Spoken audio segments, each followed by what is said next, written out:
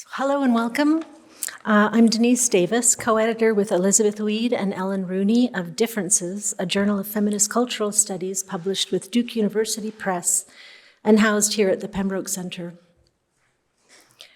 Differences has been around since 1989, when co-founding editors Naomi Shore and Elizabeth Weed set out to establish a forum for feminist critique as a practice of unsettling doxa and questioning the questions anchoring such newly established fields as women's studies and queer studies, asking how these newly institutionalized formations of knowledge production understood their own objects of study through binary difference and more complex differences that threatened the coherence of the categories straining to hold the disciplines together. Much has changed since 1989, and much is not. The journal is still committed to analyses that offer not so much settled answers or interpretive readings as questions that resist closure and readings that provoke us to reread and rethink. Our program today turns on questions of sexual difference and Blackness, not so much as cultural identities, but as structural positions, which what Jarrett Sexton calls a conceptual move from the empirical to the structural, or more precisely, from the experiential to the ontological. But how, if at all, are these positions related? Can sexual difference and Blackness be thought together? To collapse them as analogous is to lose the importance of their specificity. But to read the less than nothing of the Black as a homologue of the not all of the woman, both as the pure negativity that Lacan calls absence, risks making one a substitute for the other as a placeholder for the unthinkable, or what we might call the impossibility of filling with meaning. Not to mention that such comparisons leave the Black woman utterly unaccounted for. This impossibility of meaning that Lacan theorizes in his later work is not the antithesis of dialectical negation, nor is it the ineffable of noumena. Rather, it is what Lee Edelman has described as the absenting of meaning from being. This missing meaning that goes by so many names, Kant's unthinkable, woman, queerness, Blackness, absence, abyssal infinity, is paradoxically an unrepresentable limit, or the limits of legibility. We are truly delighted that Elizabeth Wilson has agreed to moderate our colloquium today. Professor Wilson is a Samuel Candler Dobbs Professor of Women's, Gender, and Sexuality Studies at Emory University.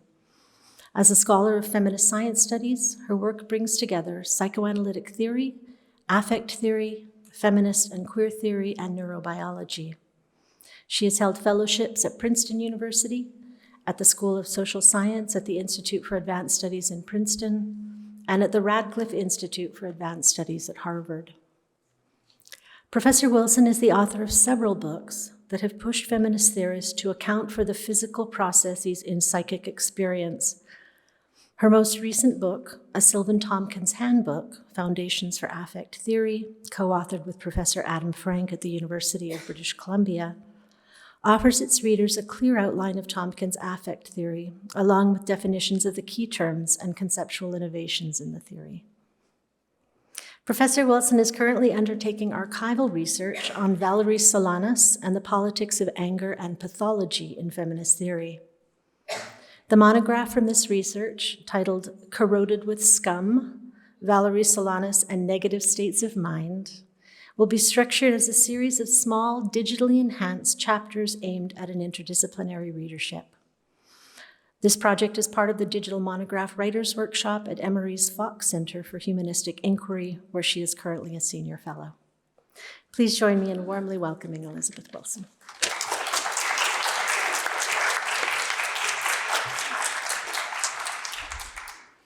Thank you so much, Denise. It's lovely to see you all here today. It's been a while since I've been here. I'm going to moderate today. We have 4 papers. They're each 30 minutes long. First it'll be Lee, and then Salamowit, and then there'll be a break, and then David and Joan. After, I'm going to introduce each speaker as we go. There'll be 10 to 15 minutes at the end of each paper for Q&A. and then there'll be a general Q&A at the end, and we are finishing at 6 p.m. Okay, so let's jump in. Lee Edelman is a Fletcher Professor of English at Tufts University. Lee's research is focused in literary theory, especially queer theory, psychoanalysis, and post-structuralism, as well as film studies. His work has been published, as you know, very widely in Differences in GLQ, in The History of the Present, and in South Atlantic Quarterly, to name the most recent publications. He's the author of multiple books, including Homographesis, Essays in Gay, Literary and Cultural Theory from 1994, The Field Defining No Future, Queer Theory and the Death Drive in 2004, Sex and the Unbearable with Lauren Berland from 2014, and of course, most recently, Bad Education, Why Queer Theory Teaches Us Nothing. Lee is one of the founding editors of the Duke University Press series Theory Q, and he is currently editing that series with Benjamin Kahan and Christina Sharp. Lee, welcome.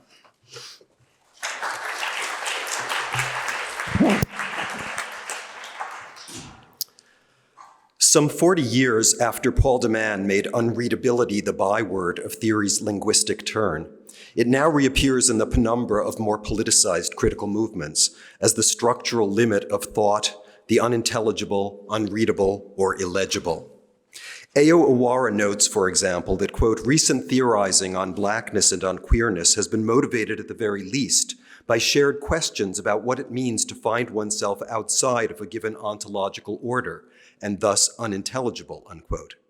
I myself have proposed the historical project of positivizing blackness and queerness in entities legible as blacks and queers, quote, sublimates the unintelligibility, unquote, to which the abstract nouns refer through an allegorization intended to fill the void in the logic of being, the void for which blackness and queerness, among others, are catachrestic names.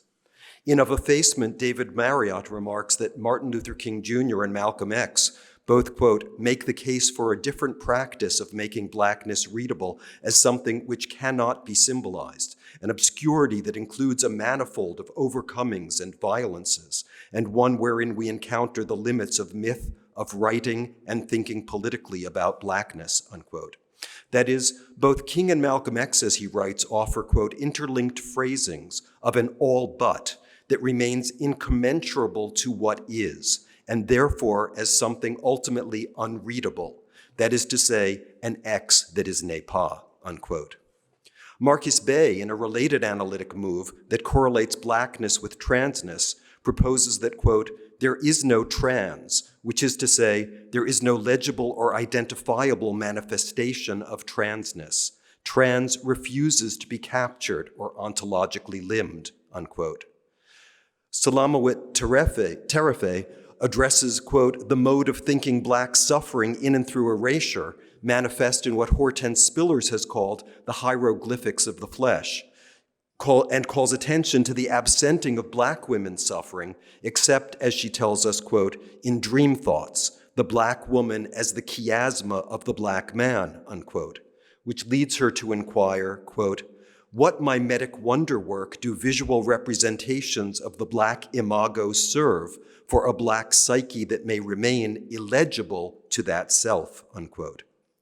And Calvin Warren, who similarly returns to Hortense Spillers, specifically to her analysis of how familial arrangements under a system of enslavement introduced unrelieved crisis into what she calls the lexis of sexuality, unquote, proposes that black nihilism, which, quote, cannot be known or rendered legible, unquote, is instead, quote, reduced to an anti-black epistemology, unquote, where the, quote, illegible grammar that speaks through the black body, psyche, and spirit is forcibly and erroneously translated into an epistemology that is inimical to its meaning, unquote.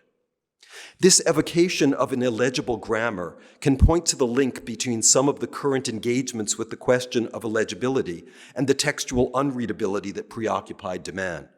Grammar, after all, plays a decisive role in the latter's discussion of reading. It functions for him as it does for Lacan, as the vehicle of a logic that would bridge the gap between language and social reality. Grammar stands in the service of logic, Demand writes, which in turn allows for the passage to the knowledge of the world, unquote. Lacan, in much the same fashion, maintains that, quote, discourse should be taken as a social link, founded on language, and thus seems not unrelated to what is specified in linguistics as grammar, unquote. Just as grammar for Lacan, as, quote, that aspect of language that is revealed only in writing, unquote, constitutes the ideal of mathematics as logic, so grammar for Demand is, quote, the precondition for scientific and humanistic knowledge, unquote.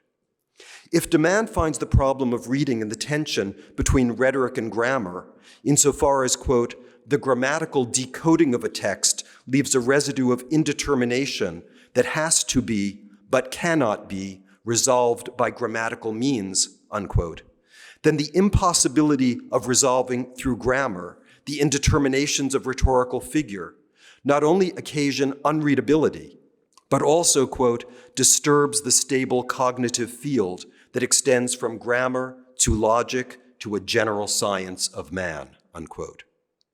For Lacan, the disturbance of that field pertains to, quote, la langue as that which shatters it, unquote, as the indetermination or uncertainty of a primal encounter with linguistic vocables, which leaves a permanent hole in language's stable cognitive field. Joan Kopchak valuably reminds us that this inherent disruption of the linguistic field bears centrally on sex. Quote, when we speak of language's failure with respect to sex, she writes, we speak not of its falling short of a prediscursive object, but of its falling into contradiction with itself. Sex coincides with this failure, this inevitable contradiction, unquote. In this way, as Kopchak explains it, quote, sex in opposing itself to sense is also, by definition, opposed to relation, to communication, unquote. Unlike grammar with its etymological link to writing, sex or the sexual relation doesn't stop not being written.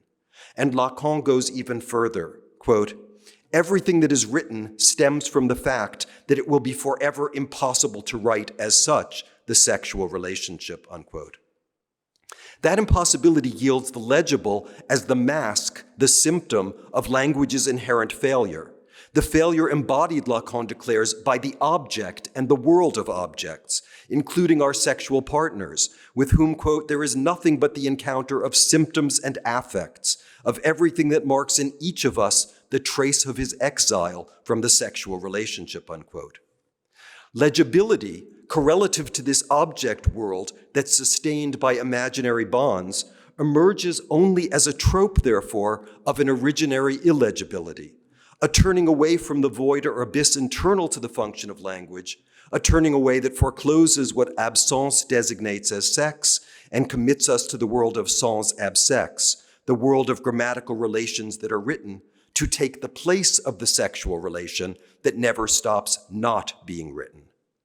If language for Lacan assures that, quote, we cannot but constantly slip back into this world, into this presupposition of a substance that is permeated with the function of being, unquote, then language, as he goes on to add, both, quote, imposes being upon us and obliges us as such to admit that we never have anything by way of being. De l'être, nous n'avons rien jamais. The being imposed by language dissimulates the being made impossible through our subjection to the letter, la lettre, the homophone of being, l'être, but in the feminine, which radically overdetermines the fact that de l'être, nous n'avons rien jamais. This homophonic uncertainty, this équivoque that simultaneously, quote, imposes being upon us and quote, unquote, and separates us from it, gestures toward Lacan's insistence on la langue. With its reduplicated first syllable, la langue solders langue, French for language or tongue, to the feminine definite article la, while also invoking the lelation of infantile speech and introducing a certain stuttering effect into the function of the signifier. All of this points to Lalang as the effect of hearing linguistic vocables prior to their association with articulated meanings. If it registers thereby a knowledge of which the subject is unaware, a knowledge that goes, Lacan tells us, quote, much further than what the speaking being sustains by way of enunciated knowledge, unquote, then that knowledge is both incomprehensible and a knowledge of incomprehensibility. As Colette Soler defines it, Lalang, quote, unlike the symbolic, is not a constituted body, but a multiplicity of differences that have not taken shape, unquote, because lacking any agreed meaning. To that extent, we could say that it resembles, quote, a symbolic without another, unquote, to borrow again from Joan Kopjek, who writes, quote, for this newly conceived entity, Lacan, in his last writings, coined the term la langue. Woman is the product of la langue, unquote. But David Marriott too invokes la langue, aligning it with the, quote, n'est pas that precedes the positing of language, unquote, before he goes on to discuss, quote, a la langue that precedes its own possibility as la langue, unquote. A, quote, n'est pas that unsettles, disturbs the white ordering of la langue in Lacanian psychoanalysis, unquote. He unpacks this later by adding, quote, la langue gives being by withdrawing being from speaking being. This is why la langue is black. That is to say, it reveals a form that is illegible as law, rule, subject, or object, and one that cannot be found in the operations of speaking being or its logic, unquote. If la langue can thus be joined to both the woman and the black, then this last definition aligns it too with my own discussions of queerness as, quote, nonconformity to prevailing law or logic, a glitch in the function of meaning, unquote, induced by, quote, the unreadable surplus of the signifier, the 0 degree of illegibility, unquote. How can we think together these various invocations of the illegible, and what are the political consequences of thinking them together? Anya Lumba reminds us that, quote, the histories of anti-Semitism, Islamophobia, and caste prejudice cannot be fully connected to those of slavery, bonded labor, plantation labor, and color prejudice, unquote, while noting that, quote, the comparison of caste and race, of that of older forms of racism with contemporary variants, allows us to track the politics of comparison and the politics of the denial of comparison, unquote.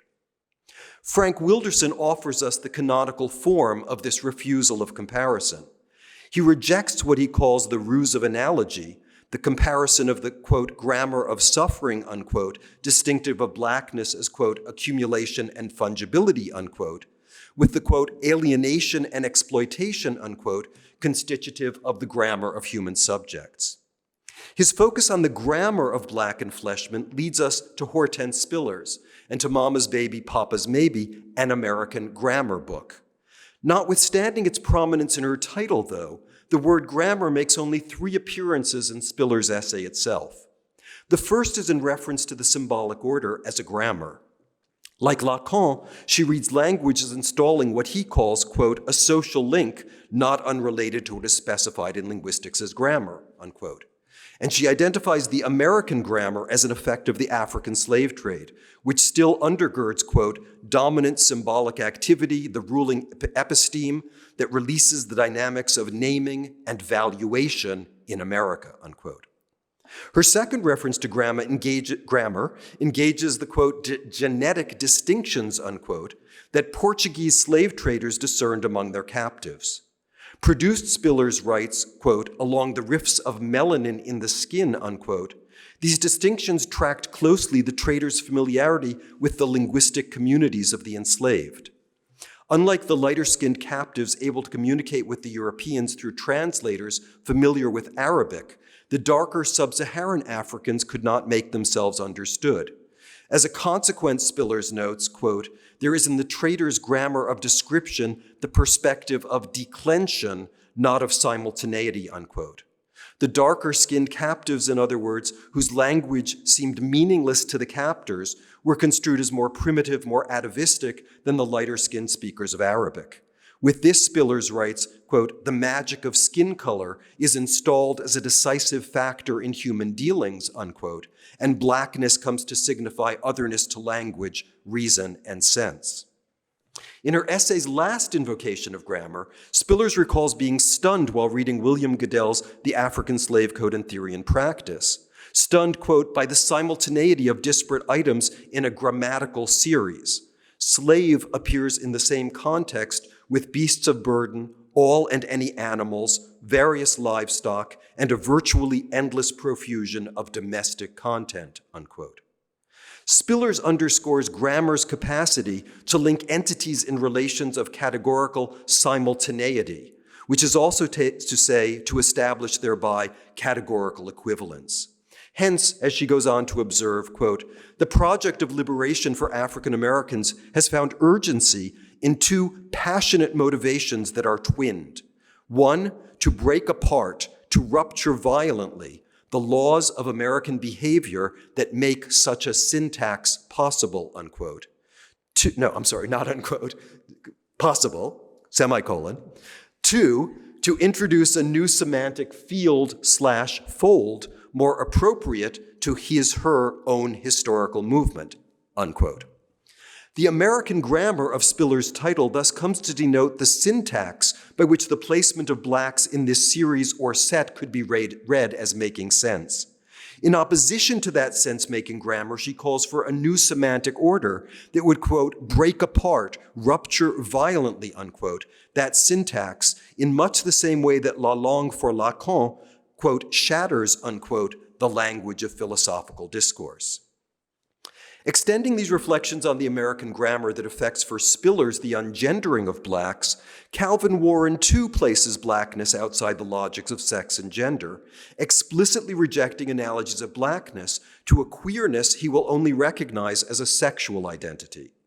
Citing Siobhan Somerville on racial science's role in the construction of homosexuality, and Zakiya Iman Jackson's suggestion that, quote, "one could see queerness as the ontology of blackness in culture," while theorizing how gender and sexual identities and experiences are produced within the context and logic of anti-blackness, Warren rejects as illegitimate such associations of race and sex. Quote, "In relating blackness to queerness, we can only speak in distorting similes," he asserts, unquote, before he asserts, because blackness and queerness have incommensurate relations to language, in his view. Quote, "The fundamental difference between the degenerate queer and the derelict black as object is that one possesses a grammar to express unfreedom and the other lacks communicability altogether," unquote. Wilderson posits a unique grammar of suffering associated with blackness, while Warren proposes instead that black suffering lacks a proper grammar. As he puts it in Black Nihilism and the Politics of Hope, quote, "Blackness speaks an inassimilable language, an anti-grammar that resists linguistic epistemological domination, what we call translation," unquote. Rather than introducing, as Spillers would have it, a new semantic field, blackness for Warren is radically inassimilable to any grammar, incapable of translation into other languages, and ultimately inaccessible through any epistemology. In this way, though, it echoes La Langue, which, as Nadia Bou Ali remarks, quote, "disrupts the comparative model of languages. Languages are not to be compared to one another. The site of comparison can only be in relation to that which cannot be said, a site of negativity that is disavowed by the linguistic understanding of language as an organ of communication," unquote. Warren's insistence that blackness speaks an inassimilable language that is incapable of translation does not preclude comparison, as Ali's remarks make clear, quote, "in relation to what cannot be said," unquote, or in terms of the negativity disavowed by language as communication. In other words, if, as Soler affirms, quote, "La Langue is the last mainspring of singularity, a singularity resistant to being grasped conceptually," unquote, then its singularity as the psychic effect of the encounter with vocalized language does not keep it from belonging to a set nonetheless, the set of what cannot be said, what cannot be said into meaning. Soler refers to it, in fact, as, quote, the set of all equivocations possible, which nonetheless does not make a whole, unquote. As the open-ended set of puns, equivocations, and phonic disturbances of linguistic sense, la langue, Soler writes, is inexhaustible. That's close to what David Marriott gets at in his Meditations on Fanon's N'est pas, meditations that constantly unpack new registers of its abyssal negativity. But Marriott's account of blackness differs importantly from Wilderson's and Warren's, as the following passage from his essay, Blackness, N'est pas, suggests. We must speak of blackness, Marriott writes, as neither type nor emblem, neither law nor resemblance, and we must leave in abeyance everything that could figure it as a definitive conclusion or as a literal truth. We must speak of this n'est pas, of this silent set, of this void instituted between humanism and the limits of the human, without ever relying on the fantasy of speaking or representing what blackness is or claims to be, unquote. For Marriott, too, blackness refuses resemblance, but precisely insofar as it refuses in the first place resemblance to itself. Quote, the word black is little more than an antilogy, unquote, he writes. Quote, whose signified opens onto a perpetual parabasis in which Fanon suggests we experience the impossible, unquote. Two things command our attention here. First, the non-self-identity of blackness precludes us from speaking or representing what blackness is or claims to be. Notwithstanding this, we must speak of blackness, and more precisely, we must speak of this n'est pas that participates in what Marriott calls this silence set. The blackness that must not be spoken in terms of type, emblem, law, or resemblance nonetheless belongs to a set, the set denoted by the silence that affects it even as it is spoken. Second, the very word black for Marriott functions as an antilogy, a contradiction in terms, because it opens onto a perpetual parabasis, which is Schlegel's definition of irony, a definition repeatedly cited in the work of Paul de Man. Hold on for a moment to this association of grammar for Spillers and Warren alike with the improper incorporation of blackness into the syntax or grammar of American behavior, and place it beside the parabasis by which Marriott gestures toward irony here. For irony serves as a central term in his reading of N'est pas, and that may help us to think the relations among blackness, grammar, sex, and set. To see why, let's introduce one more theorist thinking blackness and grammar together.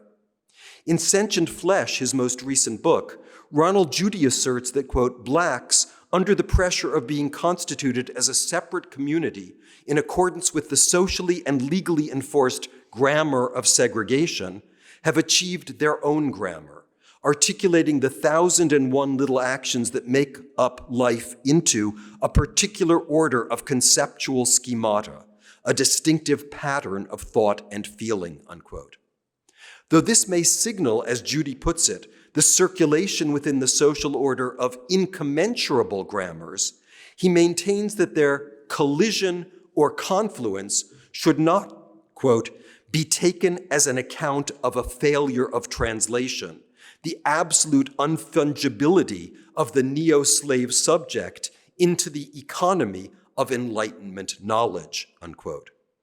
Instead, he reads those grammars as what he calls discursive lines, and he locates the movement he designates as intellect in action or poesis in black in the dynamism of their multiplicities. For him, that, quote, dynamism is a marking of a number of lines, a number of grammars that are working in a particular relationship, which I call parasemiosis, unquote. Now, grammar's relation to linearity is, of course, well established. Grammar creates logical relations through syntax, which lends its name to what Saussure calls the syntagmatic axis of language.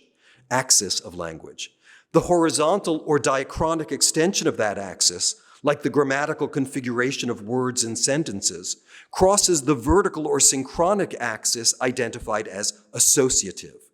If the former is properly grammatical, then the second is paradigmatic, which is to say broadly figural, collocating elements in relations exceeding those of sense and multiplying inexhaustibly in linkings like la langues. When Judy proposes poiesis in black as a parasemiosis, he subtly shifts the framing of blackness from the grammatical to the figural, evoking a confluence through the vertical layering of multiple grammatical lines to achieve a synchronic density more than a diachronic unfolding. Evoking Lacan's reading of the axes of language, Lorenzo Chiesa notes, quote, "Where the diachronic horizontal dimension of language is concerned, the notion of quilting point can easily be explained through the idea of retroactive punctuation.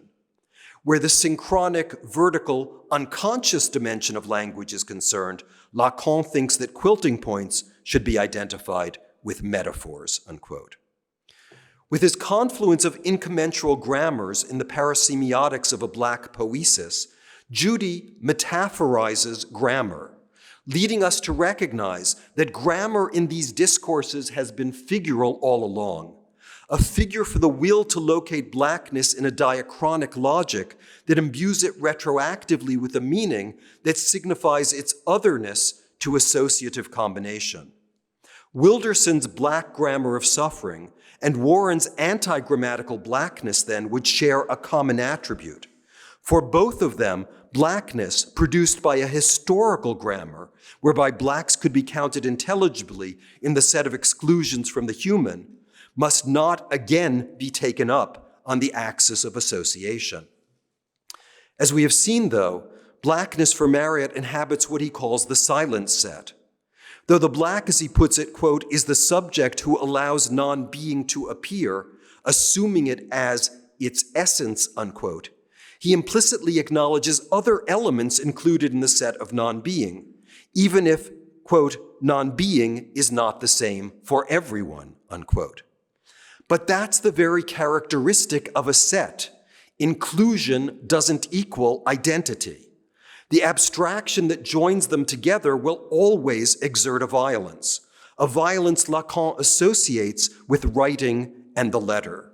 Quote, "Set theory burst onto the scene," Lacan writes, "by positing the following.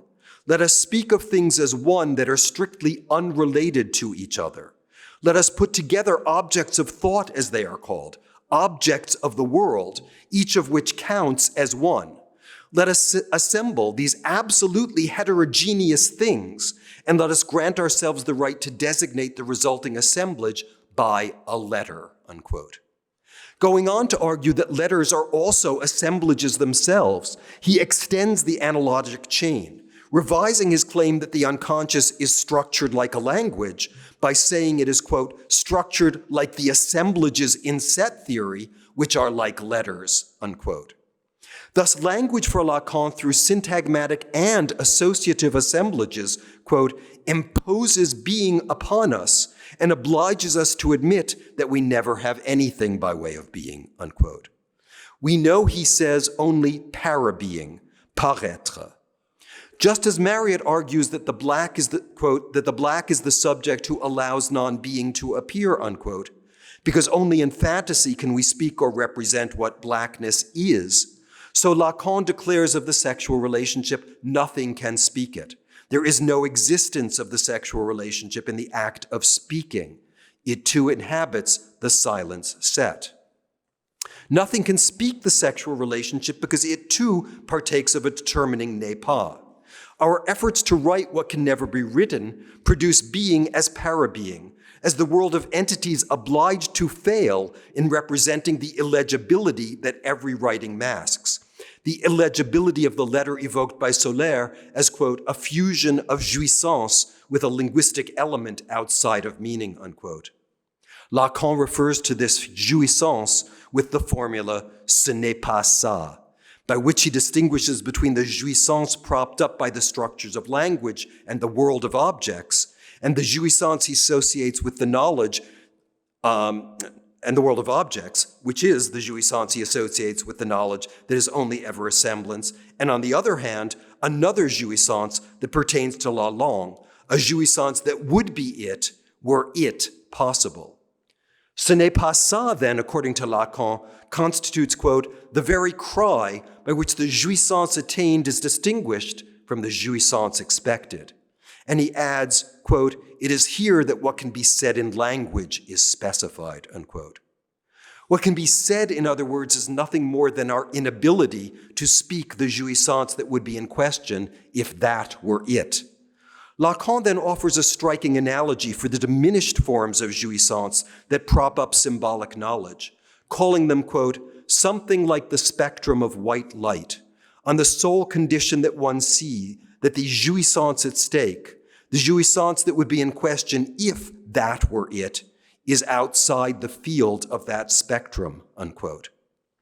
According to Lacan's analogy, then, outside the visible spectrum whereby the world emerges into being, beyond the spectrum of white light that institutes being as the law of anti-blackness, is a set that includes among its elements the blackness that white light can never illuminate, la langue as the meaningless repetition in excess of enunciated knowledge, and the impossible encounter with the jouissance in relation to the expectation of which we can only say of the jouissance we obtain, ce n'est pas ça. None of these things is the same as the others, because none attains to identity or positivization. Each permanently interrupts the world of what is. Each shatters it, as Lacan remarks of la langue. Each ironizes the allegory of illegibility, the semblance to which we are subordinated by language, grammar, and writing. Ontology binds this white light to what Lacan calls the discourse of the maître, punning on the homophony of the French noun for master, maître, and the reflexive verb for one's condition of being, me être. We would see nothing whatsoever, he writes, if a discourse, the discourse of the maître, didn't emphasize the verb to be, unquote. Thus, even if those identified as blacks or women's or queers or trans folk are incommensurable in their experiences and so in their social grammars, the same cannot be said of what the world's white light makes illegible. The blackness or queerness, the womanness or transness that ironizes every identity. For irony too is an element outside the spectrum of white light. Let me end then with two last quotations. The first is from the Rhetoric of Temporality, where Haldeman asserts, quote, absolute irony is a consciousness of madness, itself the end of all consciousness. It is a consciousness of non-consciousness, a reflection of madness from the inside of madness itself, unquote. The second is from Jacques-Alain Miller, who invokes, quote, the infernal irony of the schizophrenic, unquote, before characterizing as follows what irony says. Quote, it says that the other does not exist, that the social link in its very foundation is a fraud, that there is no discourse which is not a false pretense, unquote. He then concludes, in this way, according to Lacan, psychoanalysis, along the path prescribed by Freud, restores irony to neurosis, unquote. If neurosis is the belief in the social link as anchor of identity and access to reality, then we in the field of theory might think about following that path as well.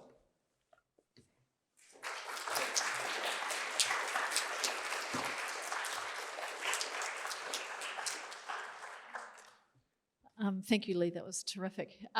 So we have 10 to 15 minutes of questions. Who would like to get things started? Oh, there's people over here.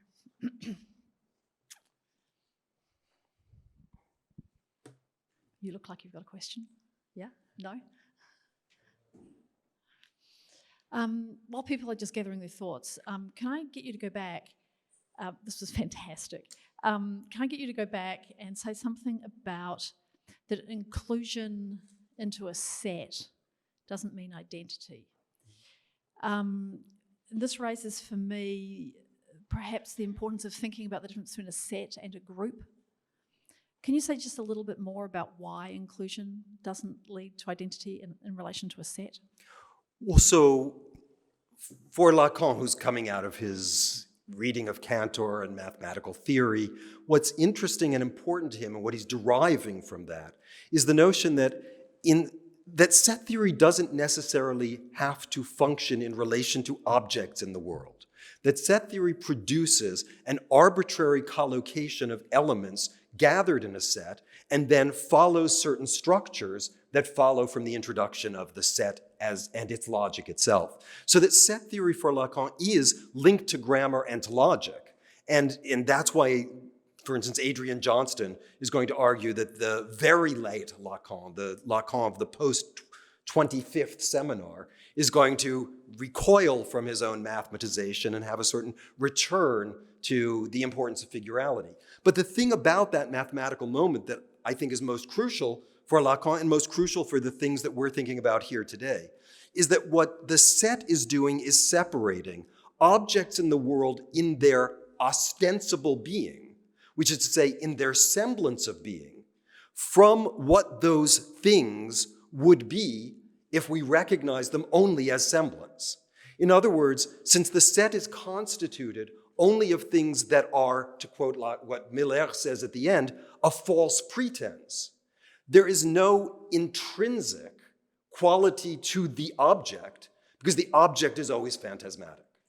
And therefore, the question of the set is the question not of the fantasy attached to the object from the perspective of set theory, but the question rather of what allows those objects to be constituted as a set from a particular discourse. So to bring that back to what Hortense Spillers is saying, in a certain way, the very set theory that Lacan is talking about could be used to retranslate what stunned Hortense Spillers in reading Godel's account of slavery, that all of these things can be collocated in a syntactical series.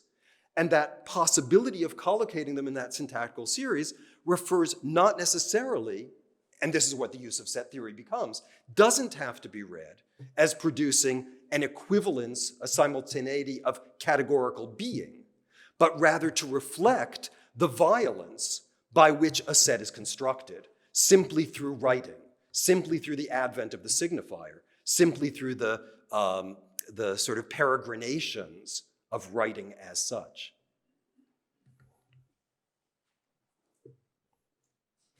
I'm not sure if you're supposed to call it. Yes, go. Yeah.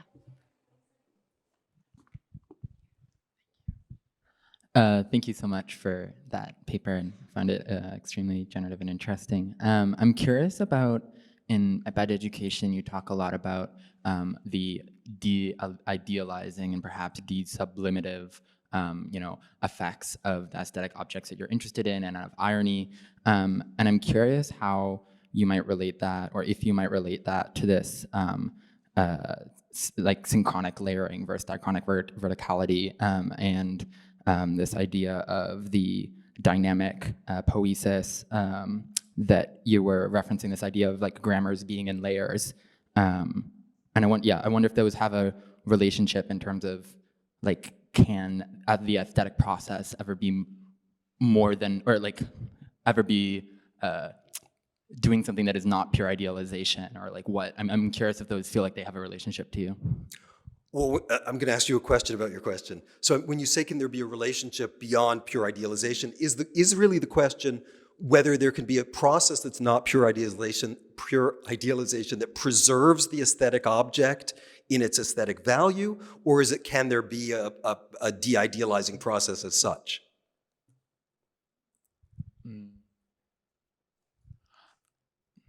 I guess I'm interested in if the layering grammars that is diachronic, is that associated, would that be like fully idealization? Is that like de-sublimative? Or, because it seems to me, what's what I'm looking for? Like,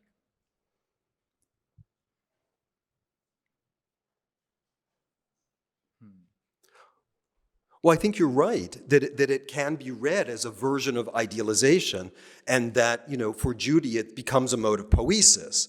And of course, as a mode of poiesis, it can be associated with, as Lorenzo Chiesa says, the way in which the vertical axis or the associative or paradigmatic axis brings things together in metaphor.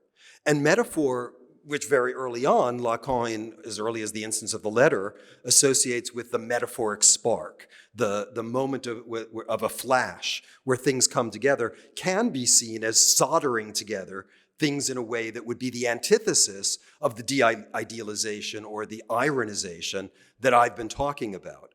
What I think is necessary is to see that metaphor at the end is not that flash where everything comes together. It's rather the moment of recognition that the quilting point, even for the vertical axis, doesn't hold, that the distinct lines and layers do not hold together, and that though one tries, it's a bit like what Lacan says in the seminar on the Saint-Tome, there's no imaginary ring to hold them all together. So you have these things that are associated, but they're associated, as in the case of Joyce, only by writing. And that becomes the way in which, in that individual case, the ego holds things together. But from a larger point of view, what one can say is these things are never really held together, but they're forged together by a social link. And that social link is what becomes the links in a chain that is not merely a metaphoric chain, but it's what enchains us to the belief in the reality of those identities and chains us to those identities that then wind up being fatal. Thank you. Yes, Denise is going to bring you a microphone. Denise, here in the front row.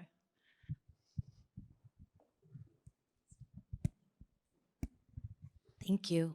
I just had a clarification question about how you ended your talk. I was trying to figure out, you brought up the figure of the Black, of the queer, of the woman, and all these things together.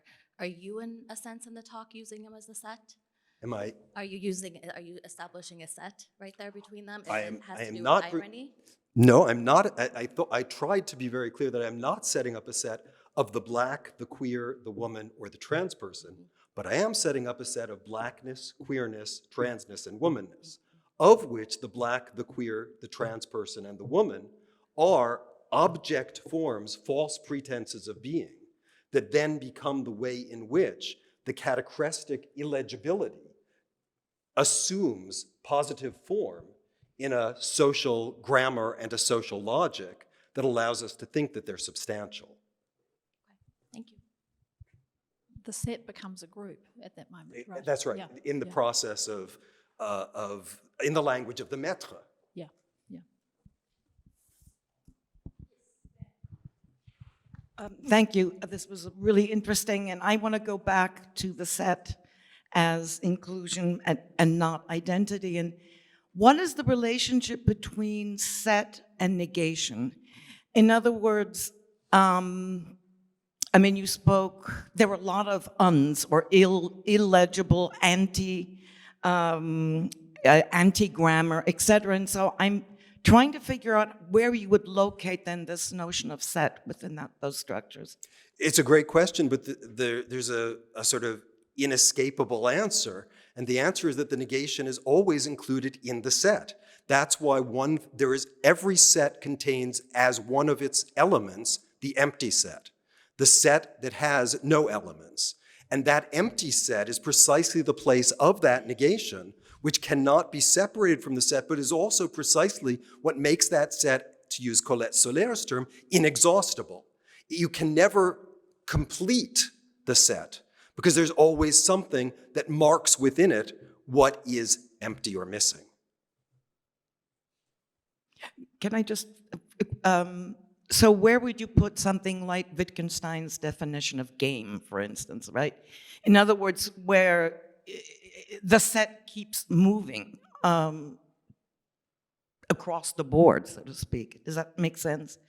Yeah, I'll just stop there. I think the game that Wittgenstein is playing with language is not the same game that Lacan is playing with language. So I wouldn't want to, in a glib, simple phrase, try to reduce the one to the other myself. I mean, I think that would do a disservice to both of them.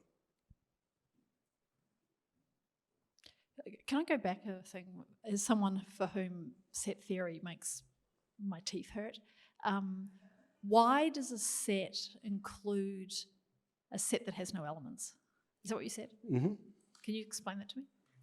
No. No, that is to say, over is. dinner, yes. In 3 words, no. I mean, it's how much time do we have to finish with? How much time do you want to give me? 6 minutes? 6 minutes. So we can just take it as given in the logics of set theory that every set includes what did you say? A set that has nothing. It's a set. It's the empty set. It's the set that keeps it open. It's the set that means that one can never achieve its completion because there's always something missing from it as a set. And it has to do, I mean, just bullet points toward the answer. It has to do with the problematic of trying, and this is, I'm pretending here, I'm not a mathematician either, but from what I understand, is it has to do with the problem of trying to find the set that is not a member of itself, all the set of sets that are not members of themselves, and thus it's a way of recognizing the paradoxical logic of logic itself, which subtends set theory. And to that extent, the crucial aspect of the empty set is, to go back to the original question, is it keeps open the place of negation by which the set is never positivized into something that is complete. It always remains open.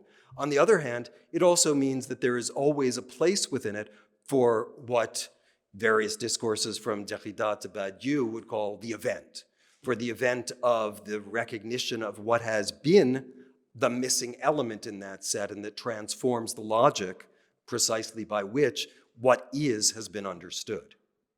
Yeah, okay, yeah. Do we have more questions? I have 1,000, but I don't want to. Questions over here? I think we're good to go. I think we're probably good to go. Yeah, okay.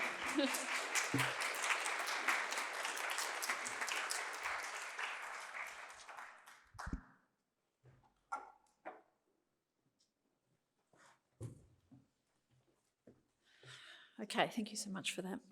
Our second speaker today is Salamowit Terefa. She's an assistant professor in English at Tulane University and currently serves as the 2022 to 2024 Williams College Faculty Fellow for the Mellon Just Futures program. Her primary research foci are global Black studies, critical theory, psychoanalysis, theories of violence, continental philosophy, and literary and visual culture. Her research has been published widely in political theology, in philosophy today, in psychoanalysis and history, in critical philosophies of race, in theory and event, in rhizomes, and on Feminist Wire. She is currently completing her first manuscript called Impossible Blackness: Violence and the Psychic Life of Slavery. This book traces a raced psychic plane engendered by 2 consecutive yet distinct eras of chattel slavery. It challenges contemporary conceptions of being and knowledge by demonstrating that one's very understanding of metaphysics is tied to a construction of blackness that paradoxically disavows the anti-black violence on which it relies.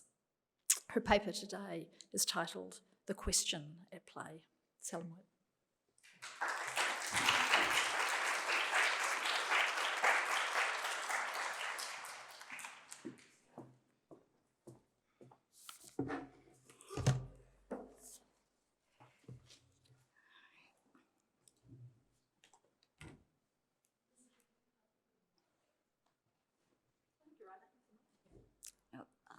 Slides.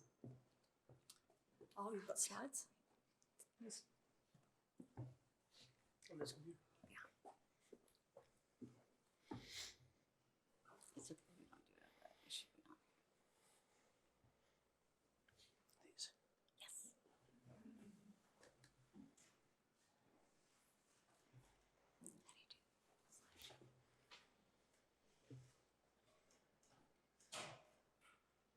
Excuse me.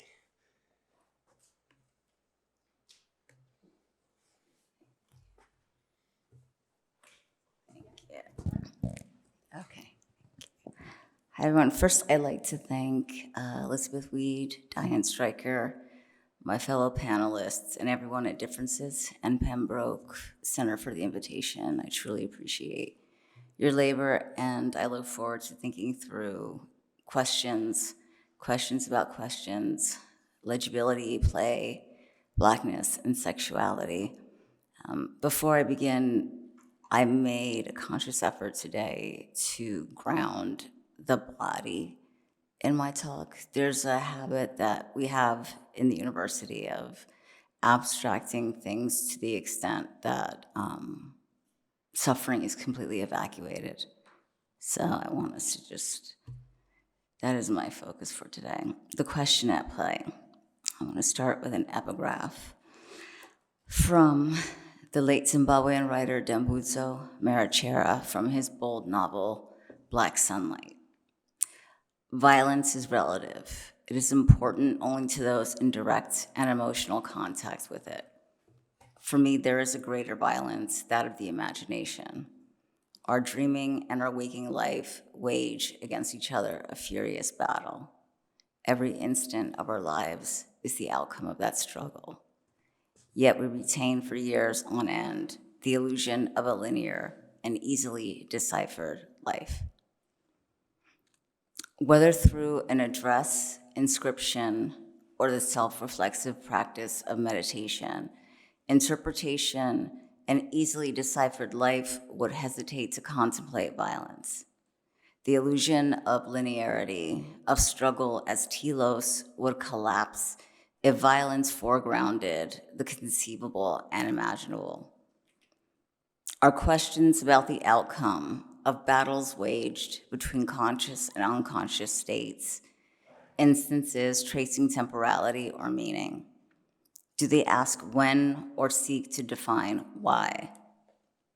I've caught myself in this mise en abîme of a self-referential medial by avoiding the inquiry at play. Perhaps this reflects the anxiety masked by a will to know within the questions we've been asked to consider. In beginning to think about the limits of legibility and the questions of Blackness and sexuality, I wish to note, as my brilliant wife reminded me, that legibility is made perceptible as such since it is implicitly incumbent on an outside, those for whom the text remains illegible. But what and who, if anyone, is or can remain outside? To whom would they be legible, and how, if the structural limits escaped or were illegible to the symbolic? This possibility of an inside, perhaps even an assumption of accessibility, is not exhausted by divisions of author and reader, performer and audience, but instead the object in question and or the subject under interrogation. I am cautioned here, if not doubtful, about the extent of alienation in language for one already alienated from memory, one whose repository of history and historicity remains barred, constitutively outside within the unconscious fantasies whose mediation only intellect can perform. That is, philosophically, psychoanalytically, and textually. This is not so much a discussion of writing text, of discourse of the subject as a reification of text, but the types of questions we ask of ourselves, questions that lead to conscious and unconscious phantasms of truth, history, freedom, and as foreplay. Hence, I begin with the first clause of this query, an inquiry into inquiry itself, questions of Blackness and sexuality. Herein, the syntax punctuates the empty speech of causality in the preposition of, and full speech of relationality in the conjunction and, uncloaking the truth of the desire driving the query. Legibility and illegibility impart an element of refusal, leading me to ask, is the nature of inquiry that of a deferred knowing and or knowable? Is it of a will to perception or to mistake the gaze for the perceptible? Freud states the problem of anxiety is a nodal point at which the most various and important questions converge, a riddle whose solution would be bound to throw a flood of light on our whole mental existence.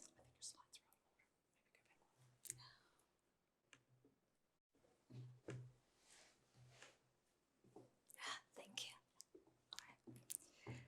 Without addressing any remaining questions I may have about the collective enlightenment to which Freud refers, a floodlight surfacing to illumine a balm at the nodal point of anxiety, distinguishing the difference between the question and the interrogative may reveal a command in the place of questioning, sexuality in response to interrogation.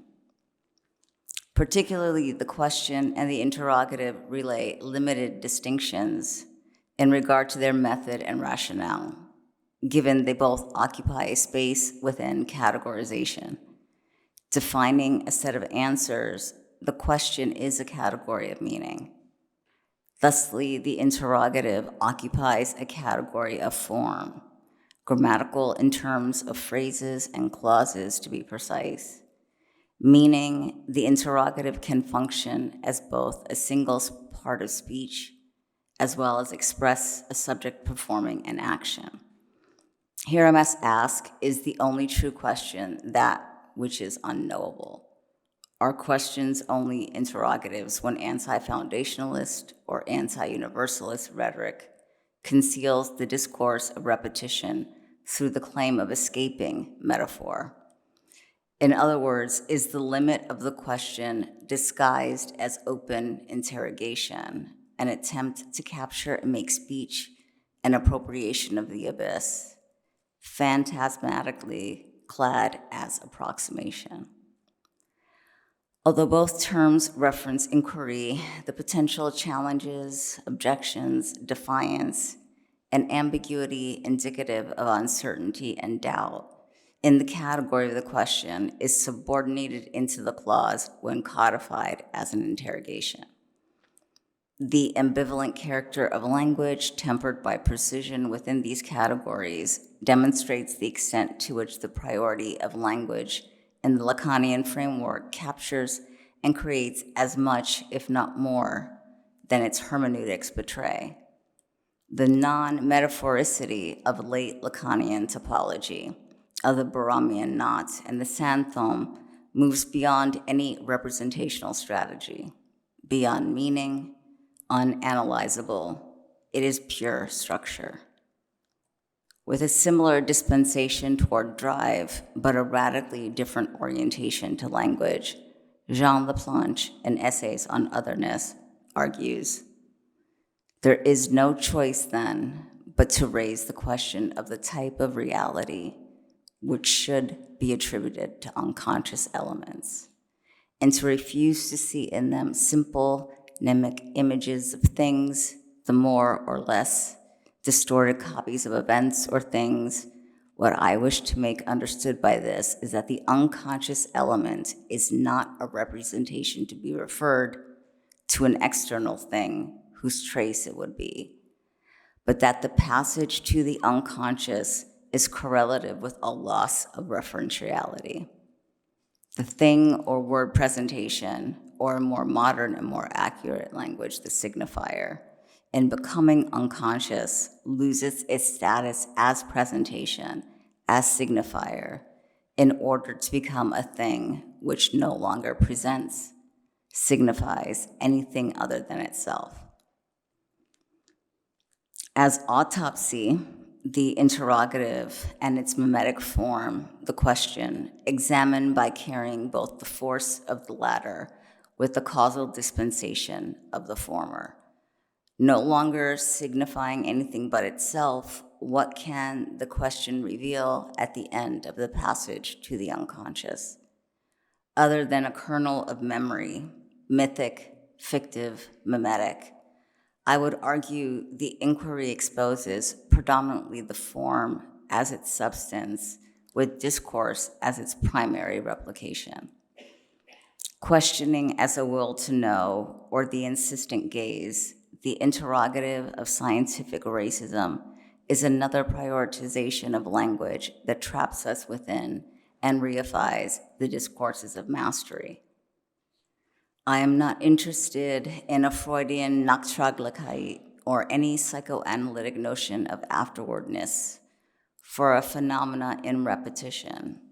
There is no before or after in the unconscious fantasy that is the replication of a false construction of time. Yet how to convey a psychic economy that drives the language or messages of thought, fantasy, fear, and desire that refuses a representation of substitutions, reduplication as foreclosure, a writing without inscription and reinscription with, not without, origin, language without the economy of signifiers, what Laplanche would argue for the radical decentering required that could just as easily be nonverbal as verbal without emphasizing, quote, language that effaces the alterity of the other I favor of trans-individual structures. Free play.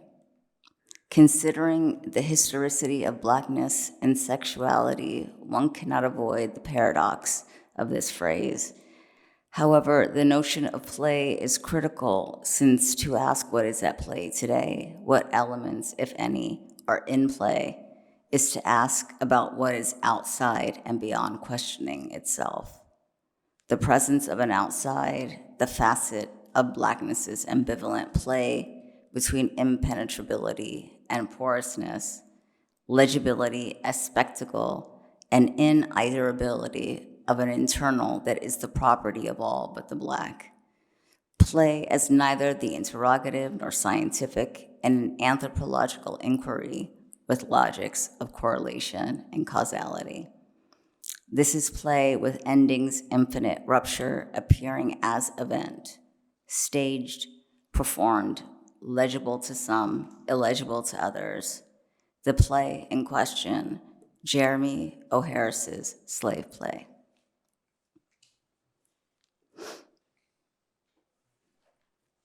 Slave play unveils there is no meaning, nor speech outside of violence that cannot be made legible by the mark of the pure or the negative, the trace or its initial imprint. Harris's Slave Play follows 3 interracial, straight and queer couples whose Black partners suffer from anhedonia, an inability to experience pleasure, and alexithymia, an inability to describe one's feelings. They join an academic study titled Antebellum Sexual Performance Therapy in hopes of curing their Black partner's lack of sexual desire. All characters engage in role-playing, slave, master, mistress, overseer, and the Black characters are able to finally orgasm after engaging in the therapy. Kenesha, a Black woman who plays a Southern slave in her fantasy play, expresses her experience as follows. I feel that I haven't used my voice enough. I feel that I want to scream, and I've already done that, so I'd rather just speak. I feel like as though constantly subterfuge is the engine of my subconscious, as though it's constantly driving the vehicle of my psyche, and so I'm never sure that I'm truly in control. And earlier today, when we were in fantasy play, I finally felt in control of that engine. I felt in control until everything stopped. Although the characters engage in a form of race play and what others would consider erotic S&M and or BDSM, race overtly is starkly omitted from the title. Instead, Blackness, vis-a-vis a structural positioning as slave, catalyzes the libidinal elements of the play when partnered with masters and overseers. Indeed, prohibition in slave play is what brings it to the fore. Blackness and sexuality, their role in libidinal drive and play. Slave play is about the meaning and meaninglessness of a pleasure that can be approximated neither through language nor representation, but rather the illegible charge of the id. Is it the question, the performance of the unknown and unknowable, that is the apotheosis of the subject of revelation here? The slave as what reveals the limits of figuration and thus the infinite deferral of a future knowing, an impossible possibility outside of any unconscious fantasy. The slave as the object of pleasure is representable in the play not because race has signification attached to meaning, but because the violence that is disavowed in the slave relation, a primary libidinal charge, is also practiced in structures of language, topologies, and the semiotic codes generated by discourses purporting their radical potential. Blackness is not a fantasy of object loss, like the Freudian Forta, but always already available in the circulation of the tropological, neither sovereign nor subject, and neither transcendental nor disposable. Slave play creates a space where the performative and tropological hijack figuration's fantasy and writing. This is inscription as id, the erotics of violence, enjoyment, anxiety, and desire where substitution fails to mediate. Considering the context of the play is not unlike the historic and contemporary conditions of violence. Rape play, race play, slave play collapses distinctions. Power and violence drive the object and object cause of desire, blackness and anti-blackness, meaning the erotic life of slavery is its lasting violence, where violation looks and feels like love, kink, shame, or therapy. The sign that could never enter as or remain a sign, but function solely as generative, ocular, hermeneutic, cathartic, and traumatizing. This is blackness as a phantasmatic chiasmus, a play with and in structure, the ground of grounding, sex, gender, desire, being itself, and its impossibility. There is no repression in the symbolic of jouissance here. If anything, its excess, which is the inscription of its conception, eviscerates speech but not perception. There is no prohibition to the enjoyment of a black body. Hence, no level of jouissance, no sublimity, no suffering can mark the limit and excess of its pleasure as repetition in principle or practice. No breach, no excitation of drives can excise from the tropological any proper signification of blackness. It is neither a principle neutral signifier nor derives from a proper place of its own making.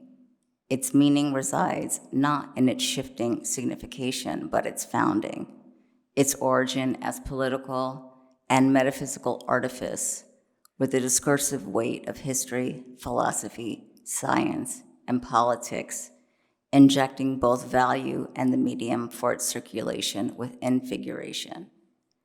In other words, unlike catachresis in the proper sense, there is no literal word to be abused in this vein, no inscription, as Derrida argues, that would function as the, quote, intersection, the scene of the exchange between the linguistic and the economic, no supplement,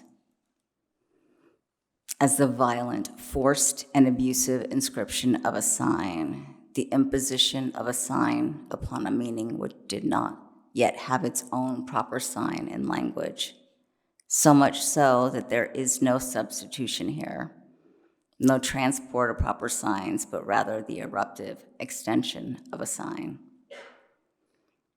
Remembering that what constitutes event for Derrida is what gets reified discursively. White innocence without its mask becomes the figure of the id as well. its game transparent in the play of libidinal drives, masked in both figures of speech and figures of thought. Lacan called for a renewed technique of interpretation, one that would disrupt rather than uncover veiled meaning. But the hermeneutics of slave play rest on neither prohibition or fantasy. It is the rematerialization of a haunting that never disappears through the weight of its own ghosting. Kenisha's white British lover, Jim, exemplifies how play as prohibition or fantasy, like a Mobius strip, utilizes blackness as a surface upon which white performances of negation are satisfied.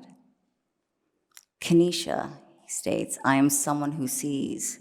This is how I navigate the world. The world is not blurry to me. I don't need to make sense of it with words because the world shows me who it is and I see it.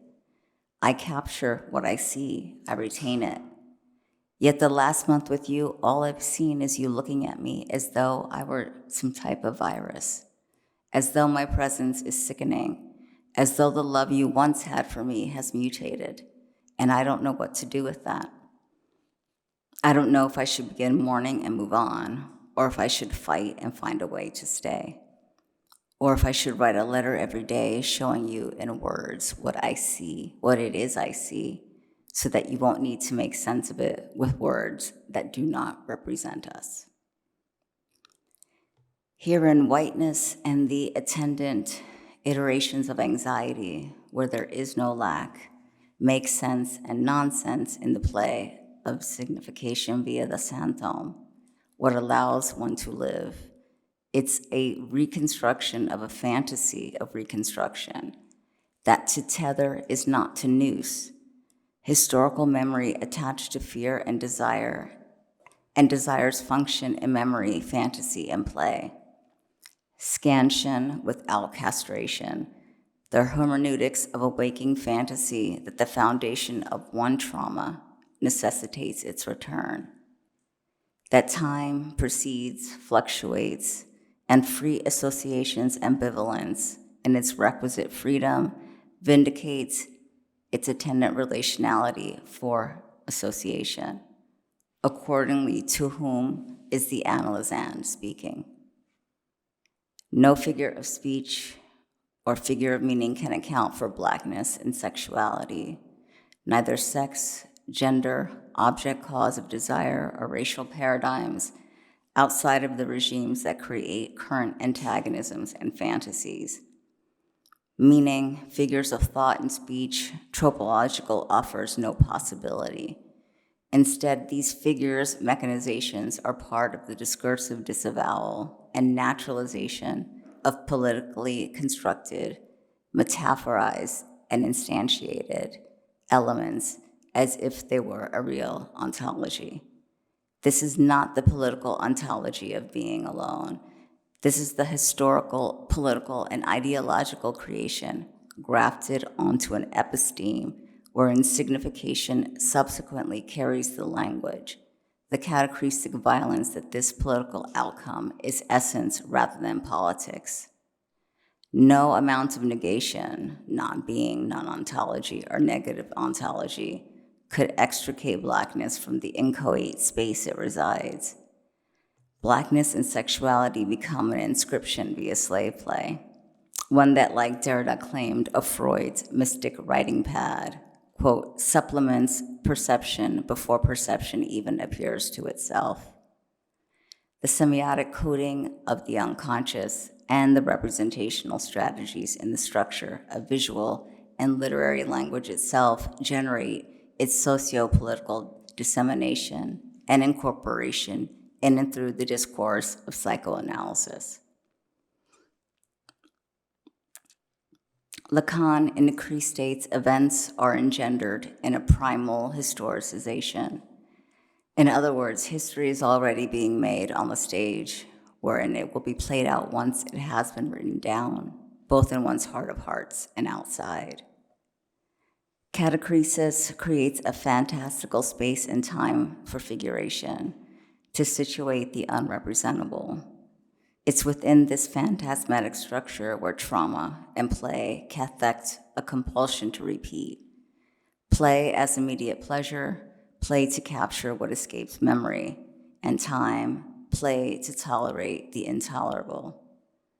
It is what Derrida describes in the following passage. Free play is the disruption of presence. The presence of an element is always a signifying and substitutive reference inscribed in a system of differences and the movement of a chain. Free play is always an interplay of absence and presence. But if it is to be radically conceived, free play must be conceived of before the alternative of presence and absence.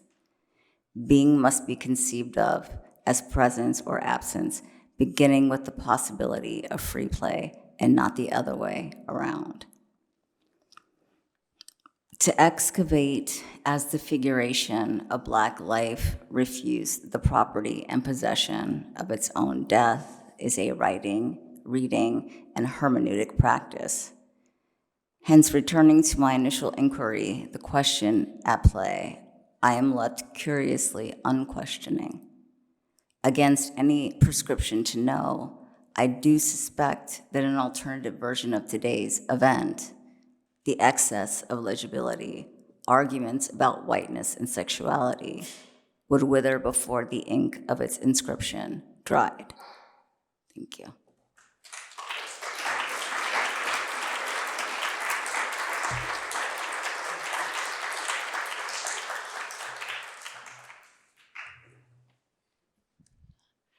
Thank you so much, Sally. That was wonderful. Do we have questions? We have 15, 20 minutes before our break.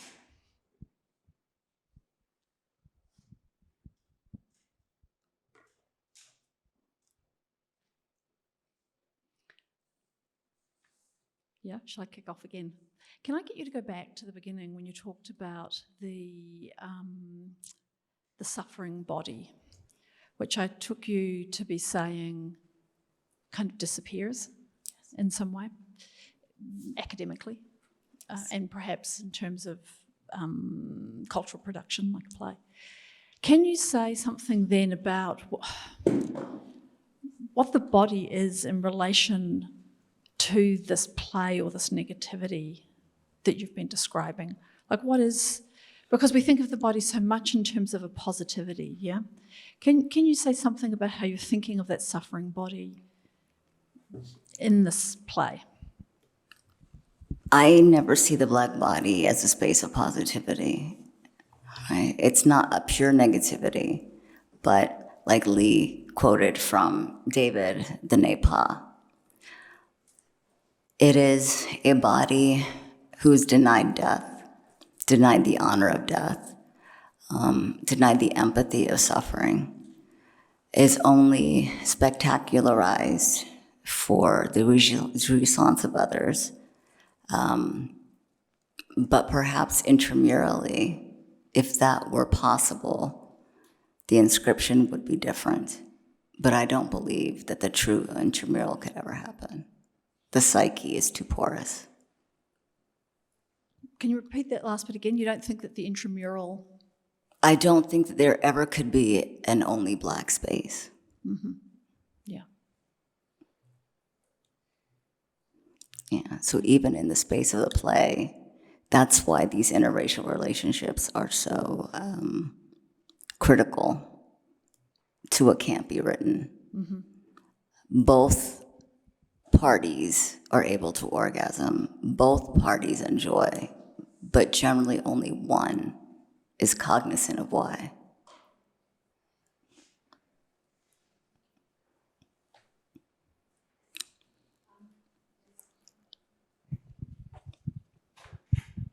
Thank you so much for your talk. I was wondering if you could talk more about the conceptual identity between Black love and Black violence that you speak of in this talk and also in your dissertation.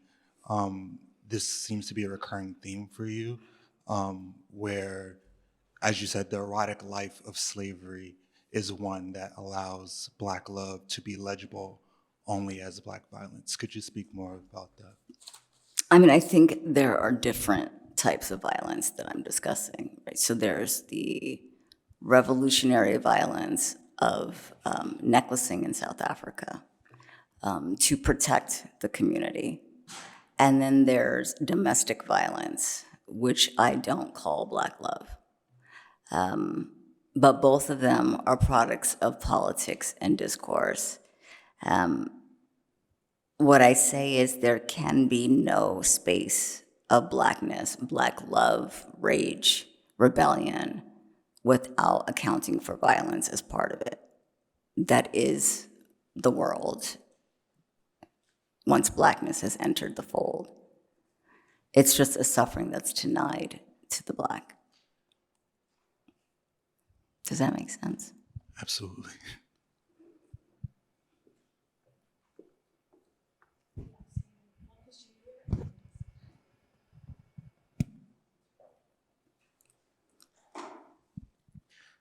You say that only one party is cognizant of why they take pleasure in the slave play. Which party is it? The Black people in the relationship. They understand the dynamics of power within the relationship. They understand what's the word I'm looking for? Naivete of their partners. I think I'll stop at that.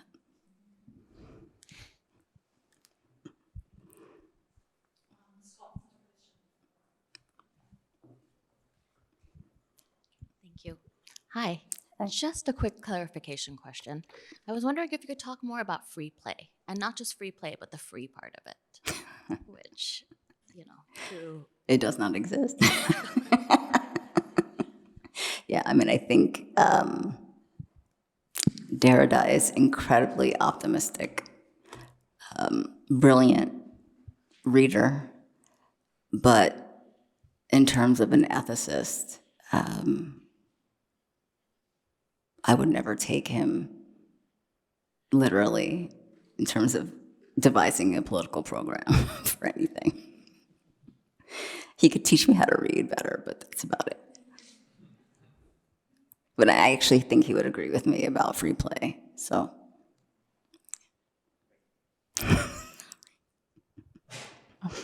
Hi, I'm back here.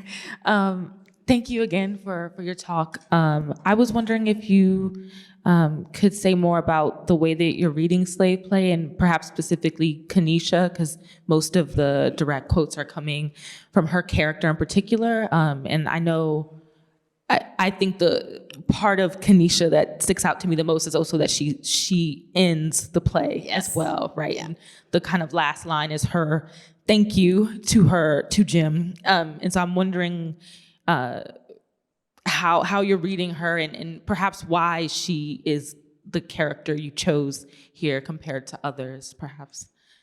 I think because of the violent way the play ends with her. I didn't want to give it away. I mean, I know there's two different interpretations of the ending, but regardless of the literality about what happens, the thank you is still the most critical aspect of it. Thank you for making me feel like I'm not crazy. Right? Thank you for being who you actually knew you were, and admitting it in your actions. The play is enormously generative, and I'm still thinking through it myself, but I was very taken with how many people left the audience, and not Black people. I was very shocked. And I'm lucky enough, I'm going to go see an all-Black audience version of it in London in a few months. So I'm wondering if that's going to make a difference in terms of who's in the room. But I highly doubt it. Thank you.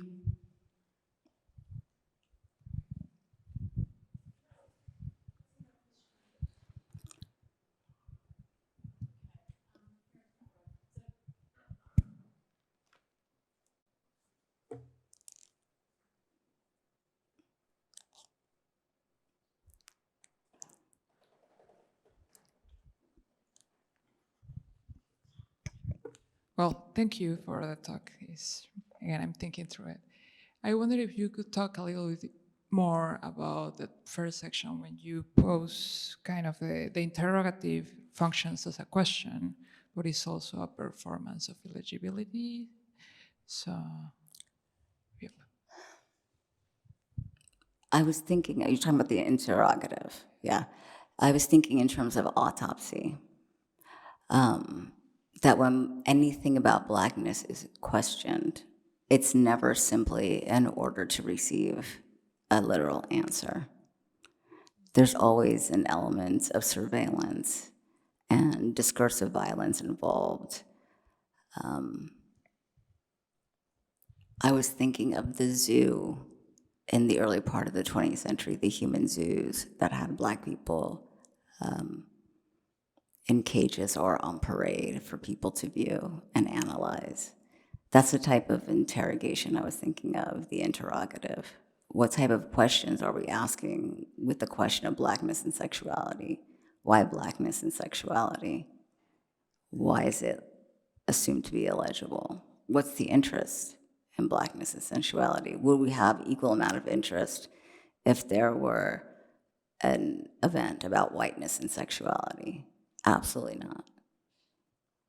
Unless it was queer sexuality, women's sexuality, but white sexuality, no. And it's only because of Blackness. That's why. The interrogative. Thank you.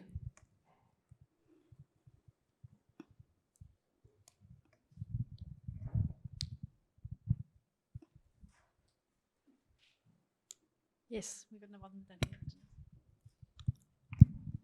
Thanks for your talk. I think on that point, I'm curious about, I haven't seen O'Harris's play, but I'm curious about how sexuality plays in or doesn't play in to that play. Like, are they heterosexual relationships? Does that matter? Is it not like a question that, is it like kind of asking the wrong question? Yeah. No, I mean, they're two straight and one queer couple. Those are the three couples, and it doesn't make a difference. You know.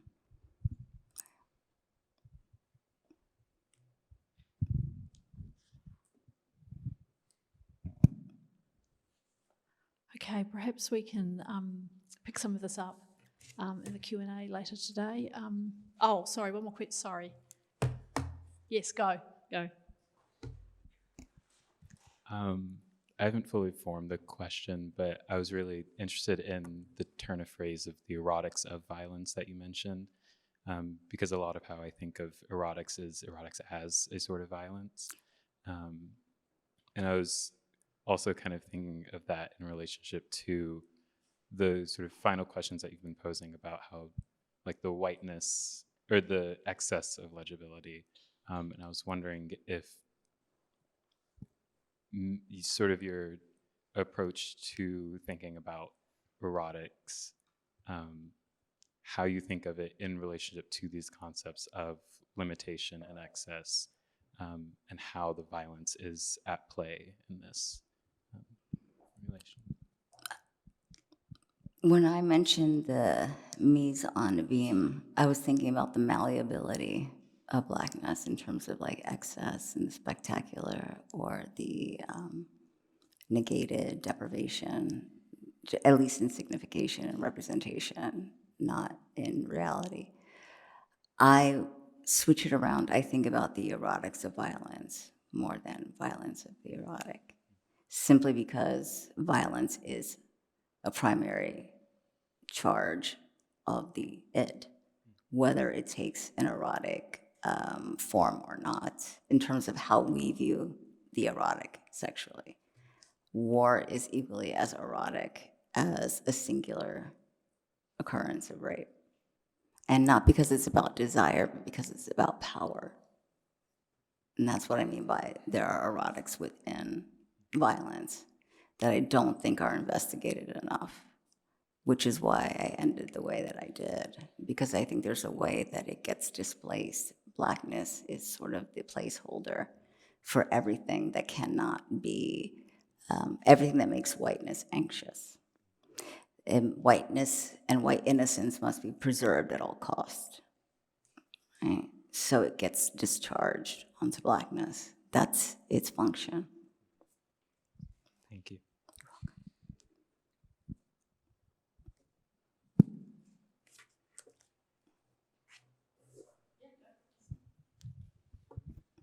Hi, thank you. Yeah, thank you so much for your talk. I guess, the thing I find myself thinking a lot about is, kind of the invocation of, Canisius thank you at the end of slave play. And like the way that, there's something, maybe it sounds a little too messy, but there's something about, how there is like a recent, I think, in the past maybe a couple of years, there's a recent turn in a lot of like scholarship around, recovery, redress, repair postures, and how ultimately the way that that one is connected through, something that's called the speculative, and then to that, that speculative turn is always tied to aesthetics, like as its like main like medium through which one can like enact these recovery, redress, repair postures, and then ultimately, that like that whole kind of structure, is like I think also recently like dependent on like Black cultural productions, and kind of the more famous kind of invocations of that is Venus into Acts, like Critical Fabulation, and then Wayward Lives. The Pleasure Ninja Collective. And so I guess the thing I didn't create the name. That is their name. And so I was kind of finding myself thinking about that in juxtaposition to the lingering quote of the free play, the disruption of presence, which like so much of the promise of the recovery, redress, repair posture is that it can either remedy, and I do mean like remedy like these types of violences that unmake these things called humans or other ways of life, like pick your recombination of it, or that, it can offer us like a reconstituted something for like, the betterment of a particular type of like social life that can exist within, these concentric compounding circles of, slavery, chattel slavery, settler colonialism / colonialism, and like capitalism. And so, I think that's why I mentioned the discourse of the university when I opened my talk, because I think if it wasn't for the job, not the work, but the job that we do, nobody would be writing about Harriet Tubman's orgasms. Absolutely not. The reason why there's an audience for it is because of the Academy. I mean, maybe, I mean, you've already kind of, but just a little bit more, or I would love to hear a bit more about, that thing, that injunction that like occurs at that, like that injunction, which is sometimes called a commitment, which is also, I think, ultimately about desire, right? Like It's a respectability politic. Okay. Frank Wilderson once told me that white people would rather feel good than be educated. And that type of scholarship makes white people feel good rather than educating them. And some Black scholars have no problem doing that, and others do. So, are you a graduate student? You can make your choice. I hope you don't need health insurance. Perhaps I'll let you continue this conversation through the break. It's now 3:40. We're going to break for 15 to 20 minutes. We'll start again at 4 o'clock. Thank you so much, Sally. This was fantastic.